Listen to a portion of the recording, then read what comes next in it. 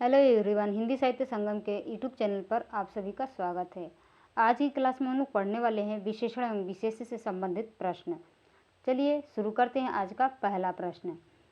पहला प्रश्न है, राम की गाय बहुत काली है। वाक्य में काली शब्द है। काली शब्द क्या है? सर्वनाम, क्रिया, विशेषण, प्रविशेषण।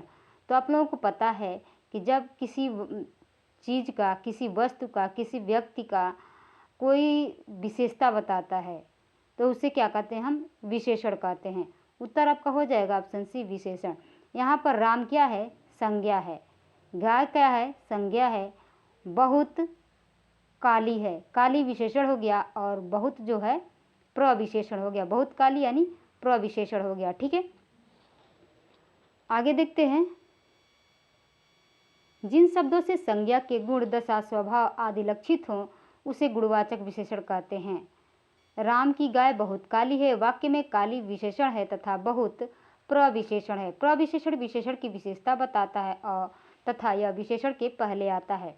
अगला प्रश्न है, सही युग्म पहचानिए। यहाँ ढक जा रहा है। सही युग्म पहचानिए। काले टोपी, सुनहरी पत्ता, दुबला पतला लड़का, उड़ता हुआ चिड़िया। काले टोपी नहीं बल्कि काली टोपी, सुनहरे पत्ते या सुनहरा पत्ता, दुबला पतला लड़का, ये सही है। उड़ता हुआ चिड़िया, उड़ती चिड़िया, ये सही होगा। ठीक है।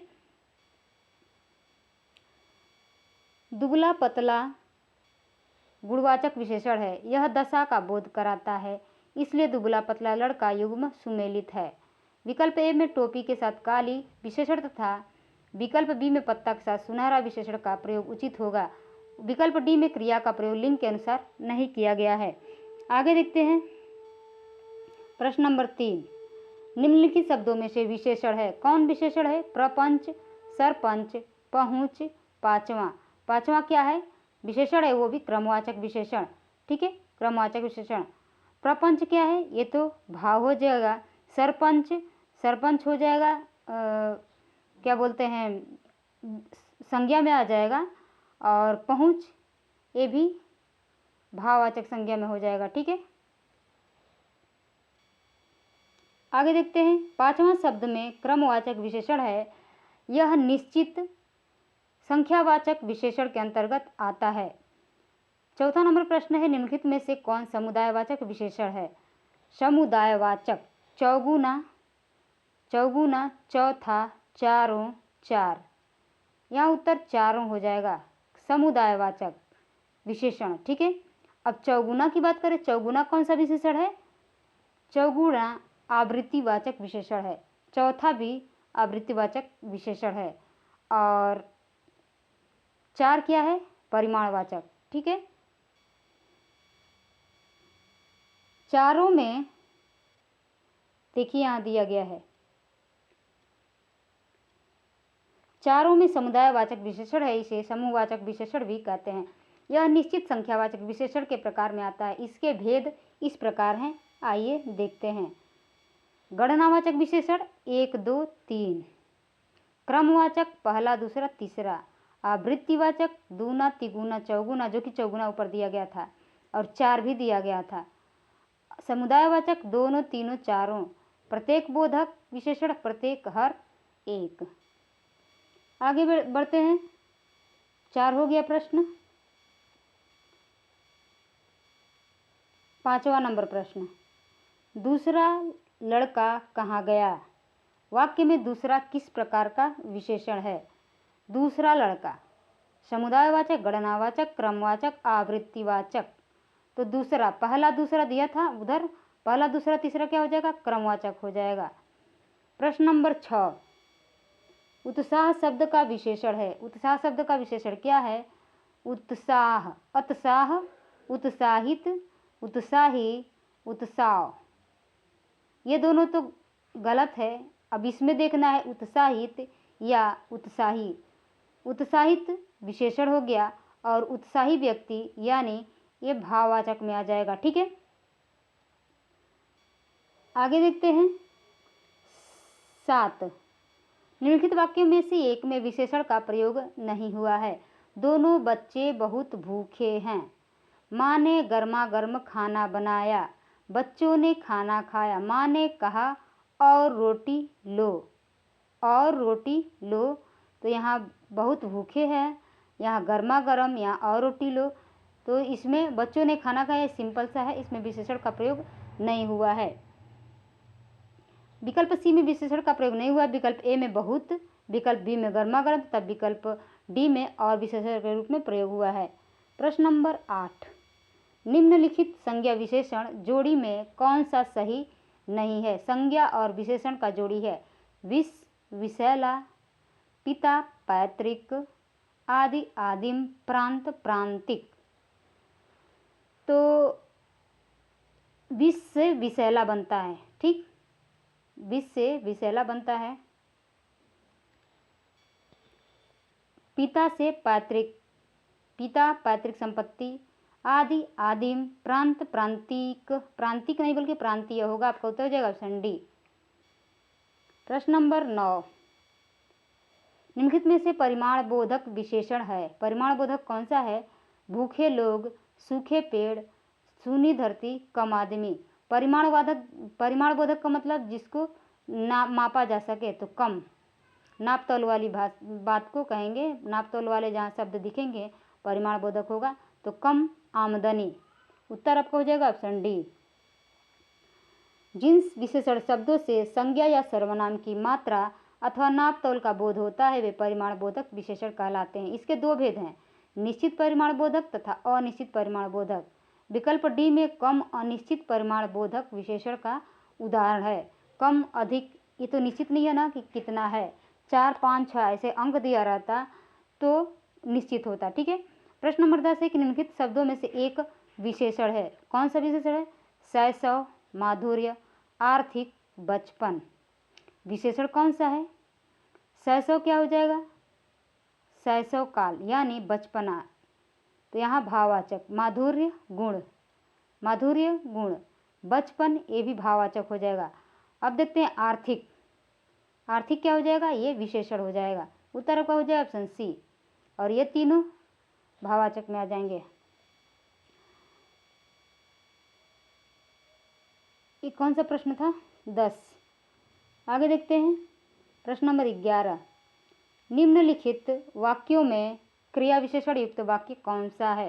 क्रिया विशेषण, मैं कल नहीं जाऊंगा, यह फूल सुंदर है, लड़का रोते रोते घर पहुंचा, आज शाम को मत आना। ये जो रोते रोते है ये क्रिया विशेषण है। उत्तर आपका हो जाएगा ऑप्शन सी। जो उपवाक्य क्रिया विशेषण की तरह व्यवहृत हो उसे क्रिया विशेषण उपवाक्य कहते हैं। इसमें समय, स्थान, कारण, उद्देश्य, फल, अवस्था, मात्रा इत्यादि का बोध होता है। प्रस्तुत वाक्य लड़का रोते रोते घर पहुंचा में रोते रोते क्रिया विशेषण उपवाक्य है। प्रश्न नंबर 12, विधान करने वाले शब्दों की विशेषता बतलाने वाला शब्द किसे कहते हैं?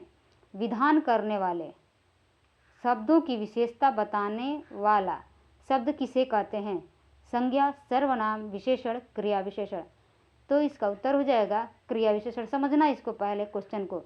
विधान करने वाले शब्दों की विशेषता बताने वाला, जब कोई शब्द है इधर उसकी विशेषता ये बताएगा तो वहाँ पर क्या होगा? विशेषण होगा। और विधान करने ये दे दिया गया है, विधान करने वाले, तो यहाँ पर क्रिया विशेषण हो जाएगा। ठीक है। विधान करने वाले शब्दों की विशेषता बतलाने वाले शब्द को क्रिया विशेषण कहते हैं। प्रश्न नंबर 13, प्रश्न नंबर 13 है, निम्नलिखित मिश्र वाक्यों में से कौन सा विशेषण उपवाक्य है?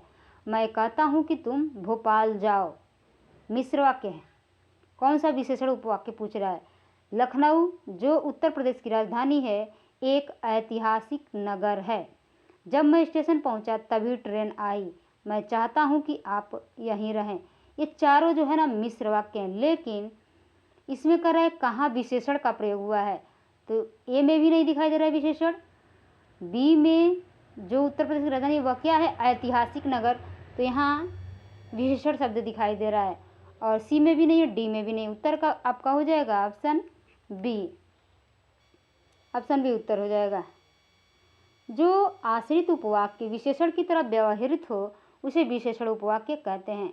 इसमें जो, जैसा, जितना इत्यादि शब्दों का प्रयोग होता है, लखनऊ जो उत्तर प्रदेश की राजधानी है एक ऐतिहासिक नगर है। में जो उत्तर प्रदेश की राजधानी है आश्रित उपवाक्य विशेषण की तरह कार्य कर रहा है, इसलिए यह विशेषण उपवाक्य है।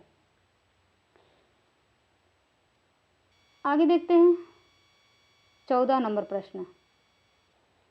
सीता की खोज के लिए हनुमान को अगाध सागर को पार करने के लिए पुल से नहीं आकाश मार्ग से जाना पड़ा था।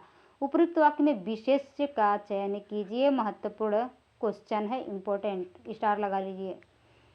यहाँ कह रहा है कि सीता की खोज के लिए हनुमान को अगाध सागर को पार करने के लिए पुल से नहीं बल्कि आकाश मार्ग से जाना पड़ा था। यहाँ विशेष्य बताना है, तो विशेष्य सीता, हनुमान, सागर, आकाश। तो यहाँ उत्तर आपका हो जाएगा सागर। सागर कैसे हो जाएगा? विशेष्य। जब विशेष्य और विशेषण को समझने के लिए ये देखेंगे हम कि विशेषण कौन सा है। अगाध, अगाध क्या हो गया? विशेषण हो गया। अब ये देखना है कि जो विशेषण की विशेषता बताता है, जो विशेषता बताने वाले शब्द को विशेषण कहते हैं, और जो उसकी जो विशेषता है उसे हम विशेष्य कहते हैं। तो जो सागर है, सागर की बात कर रहा है यहाँ पर, इसीलिए यह विशेष्य हो जाएगा। ठीक है, आगे देखते हैं। उपयुक्त वाक्य में सागर विशेष्य है और अगाध क्या है? विशेषण के रूप में प्रयोग किया गया है। जिस शब्द की विशेषता बतलाई जाती है उसे विशेष्य तथा विशेषता बताने वाले शब्द को विशेषण कहते हैं। अगाध सागर, तो सागर की विशेषता बता रहा है कि सागर क्या है? अगाध है। और सागर क्या हो गया? सागर की विशेषता बताया जा रहा है तो वो विशेष्य हो गया। ठीक है, अब तो समझ में आ ही गया होगा। 14 नंबर प्रश्न हो गया। आगे देखते हैं 15 नंबर प्रश्न। 15 नंबर प्रश्न है कि निम्नलिखित में से कौन सा शब्द विशेषण है? मेजपोश, सौतेला, मेजपोश, मिठास, सौतेला, सरलता। उत्तर आपका क्या हो जाएगा? उत्तर हो जाएगा मेजपोश, मिठास, सौतेला, सरलता। विशेषण हो जाएगा सौतेला। मेजपोश की बात करें तो क्या हो जाएगा? मेजपोश यानी यहाँ संज्ञा है। मिठास क्या है? भाववाचक है। और सरलता क्या है? सरलता क्या है? कमेंट बॉक्स में ज़रूर बताना। ठीक है, एक प्रश्न आप लोगों के छोड़ रही हूँ। तो ये तो थी अब तक की क्लास। विशेषण और विशेष्य से संबंधित 15 प्रश्न थे जो वेरी इंपॉर्टेंट थे और लगभग सब चीज़ को कवर किया गया है इसमें। आगे की क्लास में हम लोग पढ़ने वाले हैं वर्तनी से संबंधित प्रश्न। ठीक है, वर्तनी से संबंधित प्रश्न कुछ ज़्यादा ही हैं। तो चलिए मिलते हैं कल वर्तनी के प्रश्नों के साथ। तब तक के लिए धन्यवाद।